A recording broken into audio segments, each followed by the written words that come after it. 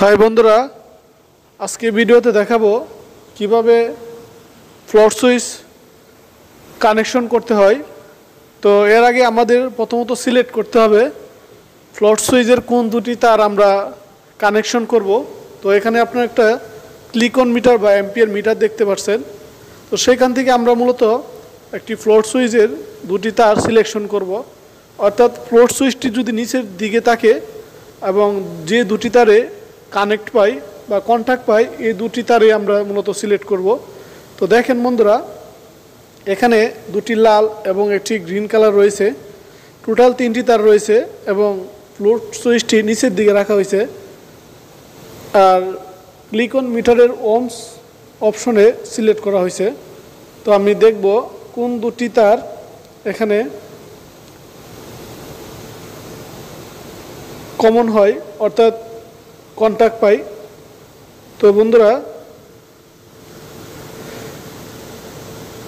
এছাড়াও বন্ধুরা ড্রয়িংয়ের মাধ্যমে কিভাবে ফ্লোট সুইচ কানেকশন করতে হয় এর ভিডিও রয়েছে, এর লিঙ্ক আমি ডিসক্রিপশনে দিয়ে দিব, আপনারা দেখে নেবেন। তো বন্ধুরা দেখেন, এখানে যে দুটি লাল তার এখানে কানেক্ট হয়েছে, অর্থাৎ ফ্লোট সুইচটি নিচের দিকে রেখে দুটি তার এখানে লাল দুটি তার এখানে সংযোগ পাইছে। দেখেন, আমি আবার দেখাচ্ছি। দেখেন বন্ধুরা, এখানে কন্ট্যাক্ট পাইছে, মিটারের মধ্যে শো করছে। অর্থাৎ এখানে আমরা ফ্লোট সুইচটি নিচের দিকে রেখে এই দুটি তার আমরা মূলত কানেকশন করব। তো ফ্লোট সুইচ নিচের দিকে রাখার কারণ হলো পানির ট্যাঙ্কি যদি খালি হয়ে যায় তখনই কানেক্ট পাবে এবং পাম্প রানিং হবে।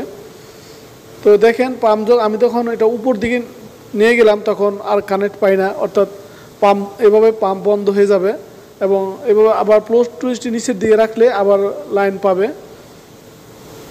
তো আমি দেখাচ্ছি, দেখেন বন্ধুরা, আবার উপরের দিকে নিলে এভাবে লাইন পাবে। তো এখানে কানেকশন করা হবে ফ্লোট সুইচের তার। তো বন্ধুরা, এখানে আমরা তিনটি তারের মধ্যে দুটি লাল তার সিলেক্ট করছিলাম, আপনারা ইতিমধ্যে দেখেছেন। তো আমরা এই দুটি তার এখানে কানেকশন করব।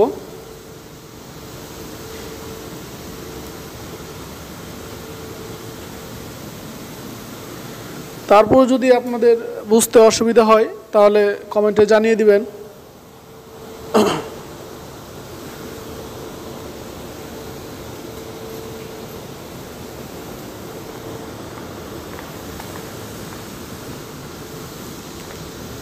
তো যারা মূলত এই ভিডিওটি তাদের জন্য, যারা নতুন বা যারা ইঞ্জিনিয়ারিং নিয়ে লেখাপড়া করতেছেন, মূলত তাদের জন্য ভিডিওটি।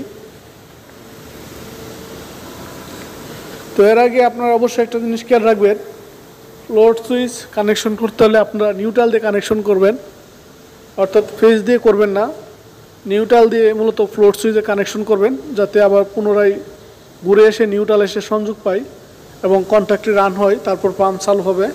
আমি আপনাদেরকে দেখাবো এটা কানেকশন কমপ্লিট করার পরে পাম্প চালু হয় কিনা, সেটা আপনাদেরকে আমি দেখাবো। তো আগে এটি কানেকশন করে নেই।